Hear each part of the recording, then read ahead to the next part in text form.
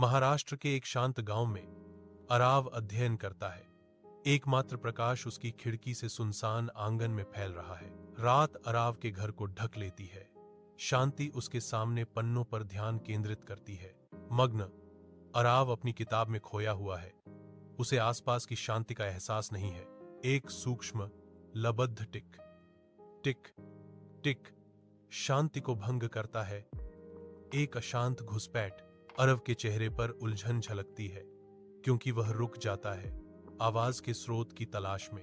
अंधेरे आंगन में आरव प्रवेश करता है। मशाल की रोशनी गीले पैरों के निशान दिखाती है। रात में डर का निशान। अराव पैरों के निशानों का पीछा करता है। उसका दिल धड़कता है, क्योंकि वे घर के अंधेरे मंडराते हुए पीछे की ओर मुड़ते हैं। अराव को डर लगता है, क्योंकि परछाइयां गहरी होती जाती हैं। उसकी सांस हर गूंजते कदम के साथ उसके गले में अटक जाती है। मशाल बुझती है।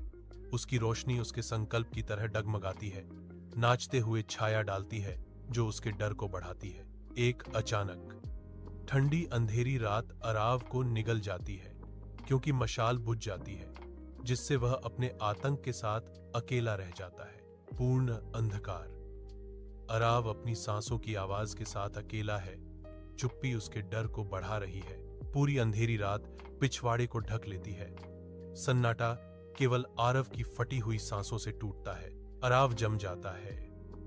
उसका दिल उसकी पसलियों के खिलाफ एक उन्मत्त ढोल की तरह बजता है, क्योंकि वह पास में सांस सुनता है। वह घूमता है।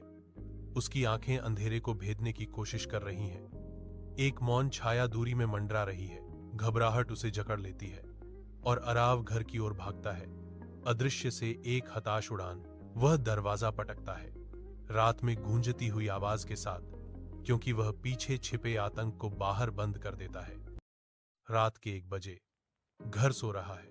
अराव हॉल में पड़ता है, धुंधली रोशनी में नहाया हुआ।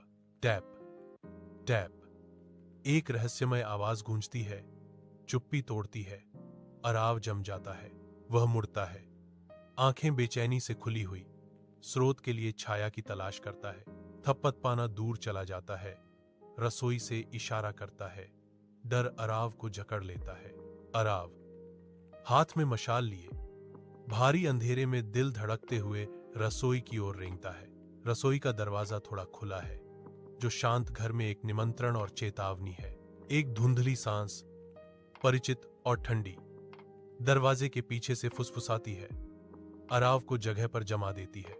अपने साहस को जुटाते हुए आरव मशाल जलाता है, जिसकी किरण स्याही जैसी अंधेरी रात में प्रवेश करती है। कीचड़ भरे पैरों के निशान नम रसोई के फर्श पर हैं, जो सीधे अशुभ गैस स्टोव की ओर जाते हैं। ठंडा सच सामने आता है। पदचिह्न अंदर जाते हैं, लेकिन कोई बाहर नहीं निकलता। एक रहस्य जो डर को बढ़ाता है। अरव की टॉर्च रसोई की दीवार पर एक भद्दा ऊंचा साया प्रकट करती है, जिसका अप्राकृतिक रूप भयावह रूप से स्थिर है। टॉर्च बुझ जाती है, आरव को अंधेरे में धकेल देती है।